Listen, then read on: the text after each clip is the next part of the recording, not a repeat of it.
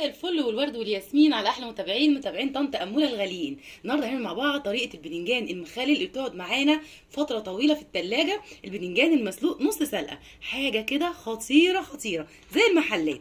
المكونات: انا معايا حوالي كيلو بتنجان، جبته وغسلته كويس جدا، هو تقريبا بيبقى الحجم ده كده زي ما احنا شايفين. خلاص.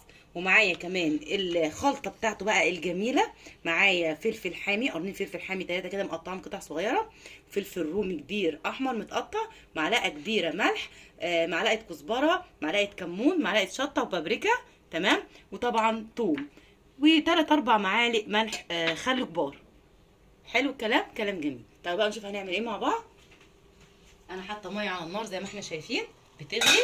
هحط فيها معلقه ملح، تقريبا يعني معلقه ملح كبيره، وهنزل بيها البتنجان بتاعي بالشكل ده كده. بسم الله الرحمن الرحيم. ممكن تشيل العنقود بتاعه، وممكن اشيله بعد ما يتسلق عادي خالص. انا بحطه زي ما هو كده عشان يحافظ على قوامه ما يتهريش مني، انا مش عايزاه مهري قوي يا بنات. بسم الله. احط البتنجان كله كده بتاعي، وهغطي عليه يعني حوالي من 5 دقايق ل7 8 دقايق او 10 دقايق بالكتير قوي. يعني من اول 5 دقايق كده تشقري عليه وتحطي الشوكه فيه يا دوبك، بس من عند العنقود بتاعه كده. العنقود ده لو لقيت الشوكه غرزت يبقى ايه، استوى، بس مش عايزاه يتهري قوي. اوكي. احطه لما يستوي اجي اوريهولك. تعالوا بقى يا حبايبي، والبتنجان على النار نعمل الخلطه الخطيره بتاعته. زي ما قلت لكم عباره عن فصوص توم. بسم الله الرحمن الرحيم.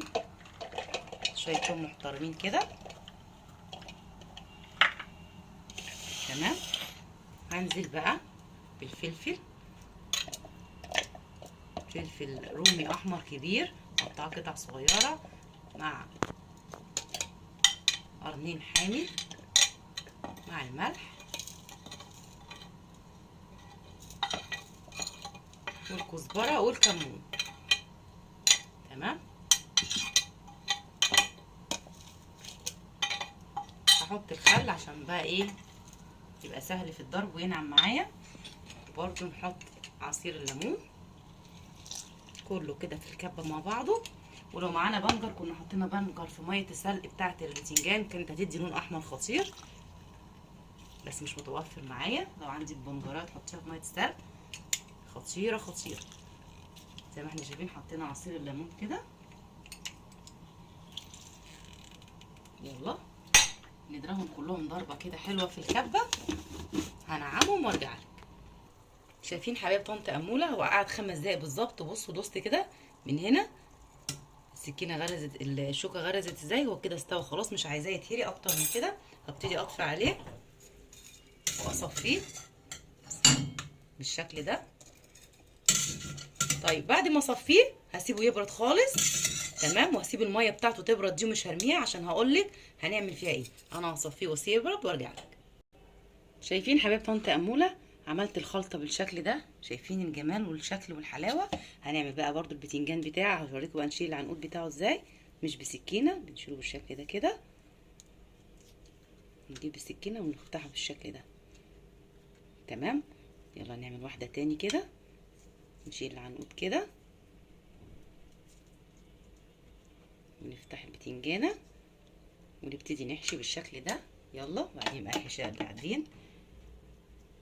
شايفين بالشكل الجميل ده. حطه طبعا في علبه التلاجة تكون محكمه الغلق، يا غطا محكم عشان نحطه في التلاجة بقى يقعد معاك يوم 2 3 اسبوع اسبوعين براحتك. شايفين تكتري الحشو كده عادي خالص وتقفله وتسيبيه، حاجه بجد خطيره خطيره. هتدعوا فيها طنط امول. والريحه ايه بقى، مش قادره اوصف لكم. هخلي بقى الكميه كلها وارجع لك.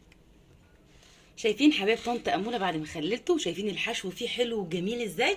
زي ما قلت لكم انا ما رميتش ميه السلق، انا خدتها وجبت بنجرايه وحطيتها زي ما قلت لكم وهو بيغلي. شايفين اللون الاحمر الجميل ده. احط بقى كمان معلقه من الخلطه الجميله دي كده في ميه السلق، بس بعد ما بردت خالص. شايفين فيها طبعا زي ما احنا عارفين الملح والليمون والخل وكل حاجه. هقلبها كويس كده وهنزل بيها في البتنجان بتاعي. بسم الله الرحمن الرحيم. اللهم صل على النبي. يا تركاتك يا حركاتك يا طنط امول. شايفين اللون حاجه بجد خطيره خطيره. شايفين شكل البتنجان ولا افخم المحلات. هغطيه بغطا كويس جدا جدا محكم واحطه في التلاجة واطلع دايما بمعلقه ناشفه على قد الاكل. وكل سنه وانتم طيبين، ويا ريت بقى تجربوه. ما تنسوش طنط اموله في التعليقات باللايك والشير. والسلام عليكم ورحمه الله وبركاته.